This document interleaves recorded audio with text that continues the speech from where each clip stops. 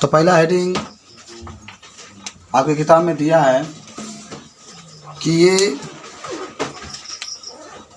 ये उत्तक रक्षित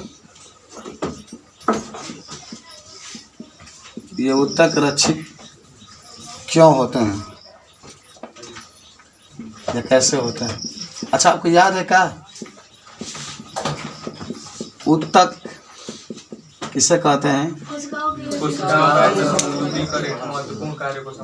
कहेंगे कोशिकाओं का ऐसा समूह जो मिल करके एक महत्वपूर्ण कार्य को संपन्न करते हैं, उसी को उत्तक कहा जाता है। इसी उत्तक के बारे में आपको पढ़ना, आपको मैंने पढ़ाया भी था, सर जी भी पढ़ाए होंगे कि सबसे कठोर उत्तक का क्या नाम है। सबसे कठोर उत्तक का नाम है हड्डी मैंने बताया था आपको। और एक ऐसे उत्तक का नाम बताना है जो तरल अवस्था में पाया जाता है, उसका नाम होगा रक्त। आज यही उत्तक के बारे में आपके कुछ बातें लिखा गया है। आप कह सकते हैं कि मस्तिष्क के तरह कोमल अंग जो विभिन्न क्रियाओं के लिए बहुत आवश्यक है। जैसे मस्तिष्क काम करता है हमें ज़िंदगी को जीने के लिए, वैसे ही हमारे अंदर कोमल अंग भी है, जैसे हृदय है, यह भी कुछ कार्य करता है। किडनी है, वह भी कार्य करता है। फेफड़ा है, वह भी कार्य करता है। जैसे मस्तिष्क हमारे लाइफ के लिए आवश्यक है, वैसे अन्य कोमल अंग भी हमारे लिए बहुत आवश्यक है। आप कह सकते हैं कि मस्तिष्क की तरह कोमल अंग जो विभिन्न क्रियाओं के लिए बहुत आवश्यक है कि सावधानी पूर्वक रक्षा भी होनी चाहिए। एकदम सही है। हमारा जो हृदय है उसका भी रक्षा होना चाहिए, हमारा जो किडनी है उसका भी रक्षा होना चाहिए, हमारा जो लीवर है उसका भी रक्षा होना चाहिए, हमारा जो फेफड़ा है उसका भी रक्षा होना चाहिए, तभी आप अपने जीवन को जी पाएंगे। अभी देखिए जो बीमारियां चल रही है उसमें फेफड़ा में सबसे ज़्यादा प्रभाव पड़ रहा है, आपको याद भी होगा, क्योंकि सांस सब लेते हैं तो फेफड़ा ही प्रमुख श्वसन अंग होता है। आप पढ़ के आ रहे हैं, उसी फेफड़ा में हवा जाता है और उसी फेफड़ा में जब हवा ऑक्सीजन उपस्थित होता है तो हमारे शरीर से जो हृदय होता है, हृदय से रक्त फेफड़ा के अंदर जाता है, अशुद्ध रक्त जाता है और फिर उस अशुद्ध रक्त में जो फेफड़ा होता है ऑक्सीजन मिला देता है, फिर वो रक्त शुद्ध हो जाता है, फिर हमारे शरीर में चलता है। तो जैसे हमें जीने के लिए मस्तिष्क जरूरी है, वैसे ही कोमल अंग जैसे हृदय है, हृदय का काम आप जानते ही होंगे। पूरे शरीर को रक्त होता है पूरे शरीर में पंप करता है, खींचता है भेजता है, खींचता है भेजता है। और फेफड़ा का कार्य भी जानते होंगे आप। फेफड़ा जो होता है हमारे शरीर में जो भी रक्त में ऑक्सीजन की कमी हो जाती है उसको भरपाई करता है, या सांस को लेने में भी हमें मानव उपयोगी होता है, हमारे सांस लेने में भी सहायता करता है। उसके बाद आप पढ़े होंगे किडनी भी एक प्रमुख अंग है, और किडनी अगर ना रहे तो जो मूत्र और पानी जो अलग अलग होता है वो नहीं हो पाएगा, फिर हमारे शरीर में मूत्र की मात्रा बढ़ जाएगी, फिर हम अपने जीवन से जान गंवा बैठेंगे। तो ये सब बातें आपकी होती है। तो यही बात देखा जा रहा है कि जैसे मस्तिष्क को हम लोग रक्षा करते हैं, वैसे हम लोग को अपने कोमल अंगों को भी रक्षा करना चाहिए। जैसे तमाम प्रकार के अंग होते हैं, जैसे आपके हृदय हो गए, फेफड़ा हो गया, किडनी हो गया, यकृत हो गया, इन सब का भी रक्षा होना चाहिए। इसके लिए शरीर की अभिकल्पना इस प्रकार है कि मस्तिष्क एक हड्डी के भाग में अवस्थित होता है। जो मस्तिष्क होता है एक हड्डी के अंदर आता है, आपको याद होगा। सारा चीज़ को भगवान ने जो भी कोमल अंग है बड़ी अच्छे से बनाया है, सिस्टमेटिक। कितना भी गिरेंगे आपका मस्तिष्क पर चोट नहीं लगता, लेकिन ऐसे गिर गए तो यहाँ पर चोट लगता है। लेकिन ऐसे कभी लाइफ में कोई गिरता ही नहीं, एक्सीडेंट वगैरह होता है तभी गिरता है। ठीक लगेगा तो हमेशा आगे ही पाए आप गिरता, मुँह के भर नाक को फूट जाता है, लेकिन तो कुछ नहीं होता, बहुत कम इस पर गिरता है। इसलिए लाइफ में कभी भी आप चलिए, कहीं भी चलिए, तो यहाँ जो हेलमेट होता है उसको लगाना अनिवार्य कर दिया है। अभी देखिए लोग वैक्सीन, देखिए अभी सरकार का नियम आएगा ना कि मोटरसाइकिल पर बाइक पर जो भी चल रहे हैं हेलमेट लगाएंगे। अगर सख्त कर लेगा नियम ना, सब लोग एकदम सही हो जाएंगे। जैसे अभी सरकार ने कह दिया कि जो भी कोरोना का वैक्सीन नहीं लगवाएगा कंपनी वाला उसको रखेंगे ही नहीं। देखिए सब लोग पहले जो बाहर जाने वाले लोग हैं वही वैक्सीन लगवा रहे हैं, नहीं लगवाएंगे तो जाइए नहीं पाएंगे। और नागालैंड में तो वैक्सीन नहीं लगवाएंगे, अगर वैक्सीन लगवाए हैं और उसका जो पेपर मिला है, कागज़ मिला है कि लगवाएं कि नहीं, अगर उसको जमा नहीं करेंगे कंपनी में तो आपको पेमेंट नहीं मिलेगा। काम करते रहिए, काम को जब ले नहीं जमा करेंगे तब तक आपको पेमेंट नहीं मिलेगा। कितना अनिवार्य कर दिया है। तो सब बातें आपकी है। तो हमें क्या करना चाहिए, मस्तिष्क जो होता है वो तो बहुत सुरक्षित है। खोपड़ा के अंदर आपको बताया गया था कितनी मजबूत हड्डी होती है, उसके अंदर होता है। थोड़ा सा पीछे जो हड्डी होता है थोड़ा सा कमजोर होता है, लेकिन यह इतना मजबूत है कि इसके ऊपर ईंटा भी गिर जाएगा तभी कुछ नहीं होता। कोर माने गिरेगा तो हल सकता है, बहुत मजबूत होता है। हड्डी देखिए आपका, ये चाहे आगे वाला हड्डियाँ जो होती है ये भी बहुत मजबूत होती है। तो माने हड्डी के बॉक्स के अंदर मस्तिष्क का होता है, अंदर आता है आपका। बॉक्स के अंदर तरल पूरित गुब्बारे में मस्तिष्क होता है। तरल का मतलब क्या होता है ना, द्रव, माने जहाँ मस्तिष्क होता है चारों ओर द्रव पदार्थ क्या होता है, भरा होता है। चारों ओर द्रव पदार्थ भरा होता है। तो प्रघात अवशोषक उपलब्ध कराता है। यदि आप अपने हाथ को कमर के मध्य के नीचे ले जाएं तो आप एक कठोर उभार वाली संरचना का अनुभव करेंगे, और यह होता है कशरेकु रीढ़ की हड्डी है। क्या रीढ़ की हड्डी है पीछे? कशरेकु किसे कहते हैं? कशरेकु जंतु होता है, एगो अकशरेकु जंतु होता है। तो कशरेकु जंतु में वे जंतु जिसमें रीढ़ की हड्डी पाई जाती है उसको कशरेकु जंतु करे। ऐसे मनुष्य सब में जितने भी गाय देखोगे, भैंस देखोगे, बकरी देखोगे, सब में रीढ़ की हड्डी पाई जाती है, वो सब कशरेकु होता है। अकशरेकु जिसमें रीढ़ की हड्डी नहीं पाई, जैसे केंचुआ हुआ, सबसे अच्छा तो केंचुआ है, जहाँ घुमाओगे घूम जाएगा, जोंक हुआ, ये सब अकशरेकु जंतु होते हैं। ठीक है, तो आप देखिए क्या कह रहा है, ये कशरेकु दंड या रीढ़ की हड्डी है जो मेरुरज्जु की रक्षा करती है। कशरेकु जो देख रहे हैं, रीढ़ की हड्डी जो देख रहे हैं, वह रीढ़ की हड्डी किसको भाई सहायता करती है? मेरुरज्जु को। मेरुरज्जु का कार्य क्या होता है? तंत्रिका तंत्र से सूचनाओं को एक जगह से दूसरे जगह पहुंचाने का कार्य करता है। ठीक है, पता नहीं, पहले इसको लिख लीजिएगा, ये उत्तक रक्षित कैसे होते हैं। तो पहला लिखो, थोड़ा सा नोट पॉइंट बना कर लिखते रहना। कुछ सीखे लिखना, देखो पहला लिख लेना, मनुष्य को अपने मस्तिष्क के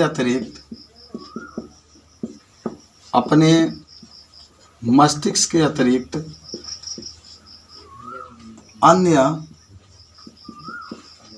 कोमल अंगों जैसे हृदय,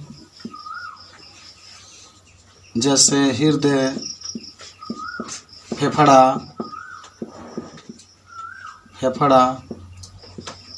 यकृत इत्यादि को भी रक्षा करनी चाहिए। इत्यादि को भी रक्षा करना चाहिए। अरे अच्छा होगा तभी तो आप जिएंगे। मैंने अभी आपको उपयोग बताया। फेफड़ा नहीं रहेगा तो आपको ऑक्सीजन लेने में बड़ी तकलीफ होगी। ये सब याद आपको होना चाहिए। सबको मैंने रक्षा करना पड़ता है, ये बात आपकी। दूसरा लिख लो, मस्तिष्क से मजबूत हड्डियों के अंदर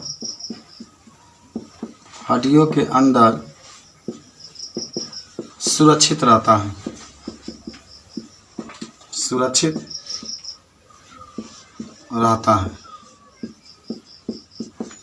मस्तिष्क मजबूत हड्डियों के अंदर सुरक्षित रहता है। ठीक है, तथा मस्तिष्क के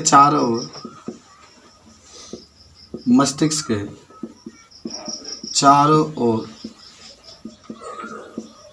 द्रवीय पदार्थ पाए जाते हैं।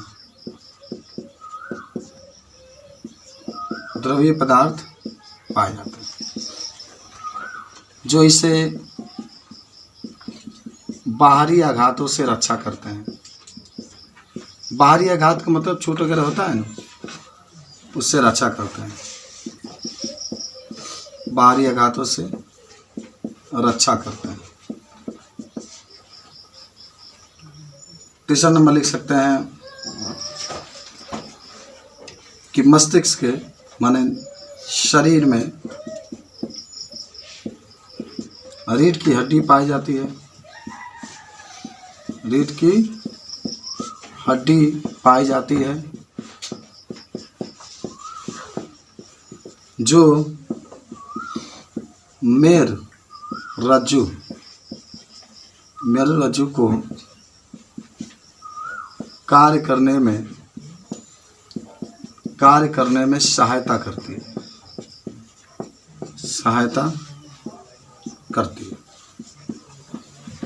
लिख लिए। सब चीज़ आपको याद होना चाहिए। यहाँ पर मिटा देते हैं इसको, लिख लिया ना ये सब।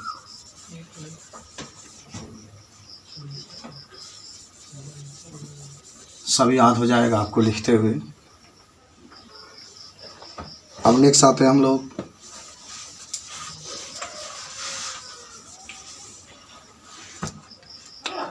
चार नंबर में। लिख लीजिएगा कि अगर आपसे कोई पूछे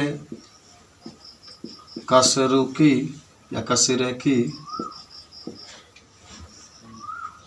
जंतु किसे कहते हैं, तो आप इसके बारे में क्या बताएंगे। देखो, जरूर आप याद रखेंगे कि ऐसे जंतु जिसमें रीढ़ की हड्डी पाई जाती है या कशेरुकी दंड पाए जाते हैं, उसी को हम लोग कहते हैं कशेरुकी जंतु। लिख लो, ऐसे जंतु जिसमें रीढ़ की हड्डी पाई जाती है, रीढ़ की हड्डी पाई जाती है, उसे कशेरुकी जंतु कहते हैं।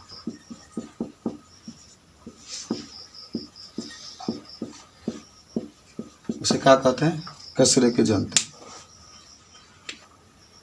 उदाहरण में जितने जंतु आप देखते हैं ना, मनुष्य ही हो जाएगा, क्योंकि हमारे अंदर भी रीढ़ की हड्डी है। बहुत मजबूत गाय के अंदर भी पाई जाती है, हमसे भी मजबूत उसमें पाई जाती है। मनुष्य, गाय, भैंस भी लिख सकते हैं आप, बकरी भी आप लिख सकते हैं, उसमें पाई जाती है ना। और बकरी के तो आप टोकर भी देख सकते हैं ऊपर से, कितना मजबूत वाला हिस्सा होता है। चलिए अब आते हैं हम लोग नेक्स्ट। ये लिख लिए होंगे सब लोग।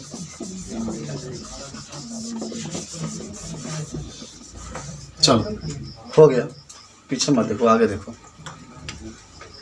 5 नंबर आपका होता है तनिक क्यों पूछ दे कि अकशेरुकी जंतु, बस उसका उल्टा लिख देना इसमें। लिख लो, वे जंतु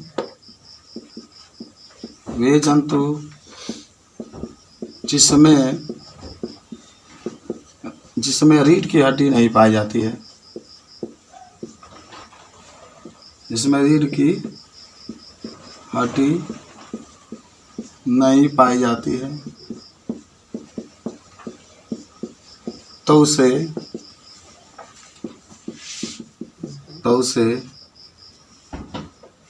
अकशेरुकी जंतु कहते हैं। अकशेरुकी जंतु कहते हैं। उदाहरण में लिखो, केंचुआ लिख सकते हो, केंचुआ लिख लो, जोक लिख सकते हो। नोट कर ले इसको, एकदम याद कर लेना, बहुत इंपॉर्टेंट चीज़ है कि यह कशेरुकी जंतु और कशेरुकी जंतु कोई पूछेगा तो इसके बारे में बता सकते हैं। तक कैसे कार्य करता है, आ जाओ। तंत्रिका पहले समझते हैं बाबू, तब हम लोग लिखेंगे कैसे कार्य करता है। देखो, इसमें 2 चीज़ याद रखेंगे। एक याद रखेंगे तंत्रिका, तंत्र, बस 2 शब्द याद रखिए इसमें। और एक आप याद रखेंगे पेशी उत्तक, ठीक है, पेशी उत्तक। और इसमें एक चीज़ याद रखिएगा कि ये प्रोटीन की, आप खूब बढ़िया से समझो। एक बात होगी सूचना, या इसी को आप कहिए आवेग। सिंपल सी बात, एकदम थोड़ा सा भी दिक्कत आपको नहीं होगा। आपसे प्रश्न पूछा जाएगा बोर्ड के एग्जाम में कि तंत्रिका तंत्र कैसे कार्य करता है या कैसे कार्य करवाता भी है, क्योंकि कार्य भी करता है, कार्य करने को प्रेरणा भी देता है। तो देखो होता क्या है, मैं आपको बता देता हूँ। सबसे पहले क्या होता है कि प्रकृति में जितने भी घटनाएं होती हैं वह तंत्रिका तंत्र उन घटनाओं को स्मरण करता है, याद करता है। मान लो कि होना क्या है कि कहीं आप जा रहे हैं, सामने आपके पका हुआ आम लग गया, आप उसको तोड़ने की कोशिश करेंगे। तो देखो होता क्या है, मान लो आम है तोड़ना है, चाहे कोई भी चीज़ आपके सामने आ रही है, कोई भी वस्तु दिखाई दे रही है, आप उसको लेना चाहते हैं सपोज, तो लेने के लिए जो तंत्रिका तंत्र होगा आपके पेशीय ऊतक के पास संदेश भेजेगा। पेशीय ऊतक तो आप पढ़े होंगे, सब हाथ पैर वगैरह जितना सब जगह पेशीय ऊतक पाया जाता है, आप पढ़े भी थे पेशीय तंत्र, क्लास 9th में आपको पढ़ाया गया पेशीय तंत्र के बारे में। तो क्या कहा गया कि जब भी आपको जो वस्तु लेना चाहते हैं वह तंत्रिका तंत्र आपके, अब जिससे हाथ से लेना चाहते हैं तो हाथ से, पैर से, मान लो कि फुटबॉल आप मारना चाहते हैं तो पैर पर, देखना चाहते हैं तो आँख पर, जहाँ माने जैसी आपकी इच्छा होगी उसके संदेश को, जहाँ जो माने वस्तु की आप चाहत रखते हैं उस वस्तु को लेने के लिए तंत्रिका तंत्र जो पेशीय ऊतक होती है इसके पास संदेश भेजती है। इसलिए मैं तंत्रिका तंत्र और पेशीय ऊतक के बारे में लिखा। और सुनो कहानी क्या होगी। तो कहा गया कि जो भी वस्तु आप पकड़ना चाहते हैं, लेना चाहते हैं, तंत्रिका तंत्र उस संदेश को पेशीय ऊतक के पास क्या करेगा, भेजेगा। आप पेशीय ऊतक जो होगा आपको उस वस्तु को लेने में सहायता करेगा। लेकिन ज़रा सोचो कि आखिर ऐसा क्यों हो जाता है। हाथ इतना बड़ा है, इसी हाथ से हम लोग 50 किलो का लोहा उठा लेते हैं और इसी हाथ से छोटी सी एक सुई को स्पर्श करते हैं, सुई को छूते हैं, ऐसा क्यों होता है। तो हम बताते हैं कि मान लें कि यही तो पेशीय ऊतक है ना, ये पेशीय ऊतक है कि नहीं, तो कभी आप इसी से 50 किलो का लोहा उठाते हैं, कभी सुई उठाते हैं, ऐसा क्यों होता है। क्यों आपकी हाथ के आकार कभी बड़ी हो जा रही है इस तरीके से, कभी एकदम सिकुड़ जा रही है इस तरीके से। इसका मतलब क्या हुआ कि पेशीय ऊतक में एक पाया जाता है प्रोटीन। देखिए मैंने लिखा भी है यहाँ पर प्रोटीन।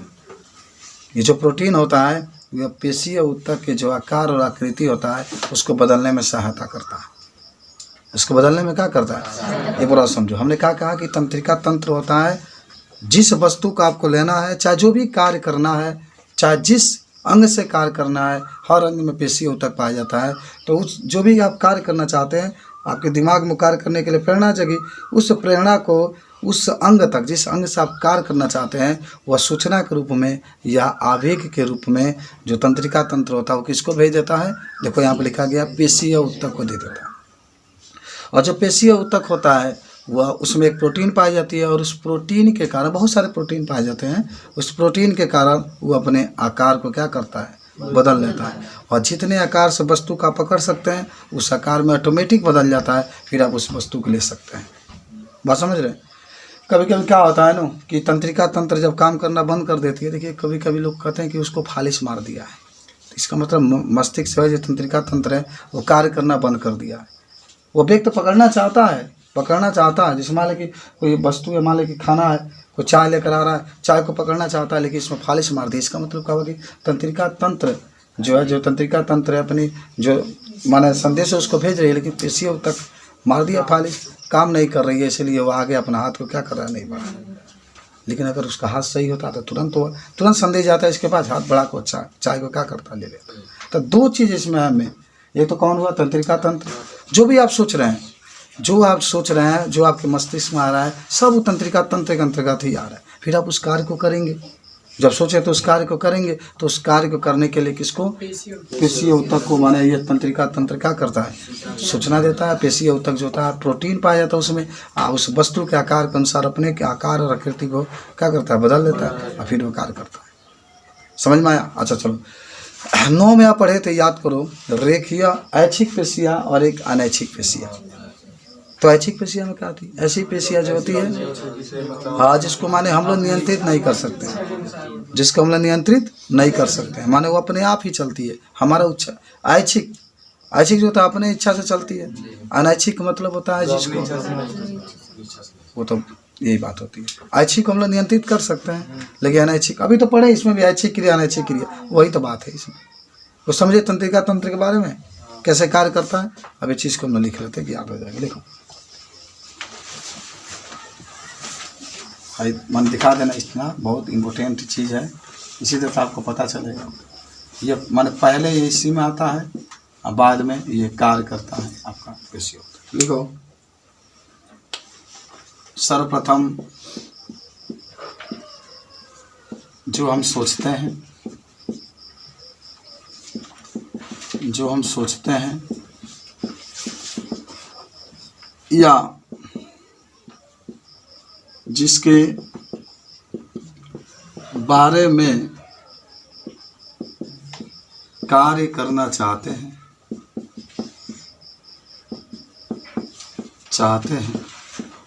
यह प्रेरणा तंत्रिका तंत्र में उत्पन्न होता है। तंत्रिका तंत्र में उत्पन्न होता है। खूब बढ़िया से याद करो, आराम से लिखना। तंत्रिका तंत्र में उत्पन्न होता है, ठीक है। और फिर से आप कह सकते हैं कि पुनः तंत्रिका तंत्र इन सूचनाओं या आवेगों को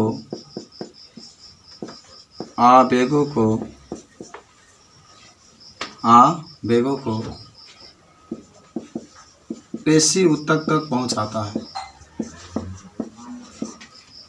पेशी ऊतक तक पहुंचाता है और पेशीय ऊतक में एक प्रोटीन पाया जाता है। प्रोटीन पाया जाता है और यह प्रोटीन की उपस्थिति में अपने आकार और आकृति को बदल लेता है और फिर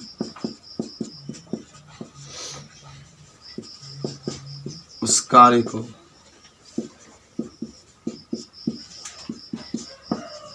कर लेता है, ठीक है। फिर उस कार्य को क्या करता है, कर लेता है। और इस प्रकार तंत्रिका तंत्र कार्य करता है। और इस प्रकार तंत्रिका तंत्र कार्य करता है।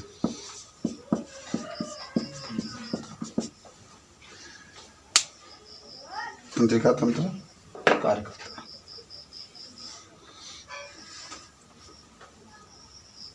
सब याद हो गया होगा, अच्छे तरीके से याद कर लीजिए। आपसे कोई पूछे तो सिंपली ये चीज़ को आप बता सकते हैं कैसे तंत्रिका तंत्र कार्य करता है। तो सूचनाएं जो होता है वह पहुंचाता है पेशीय ऊतक के पास। पेशीय ऊतक में प्रोटीन पाए जाते हैं और वो प्रोटीन जो होते हैं पेशीय ऊतक के आकार और आकृति को बदल देते हैं। इसके बाद से जो हमारा पेशीय ऊतक होता है, जिस कार्य को हम करना चाहते हैं उस कार्य को करता है। और इस प्रकार तंत्रिका तंत्र जो होता है अपने कार्य को संपन्न कर देता है, ठीक है। पढ़ा दे, लिखो, याद कर लो सब लोग।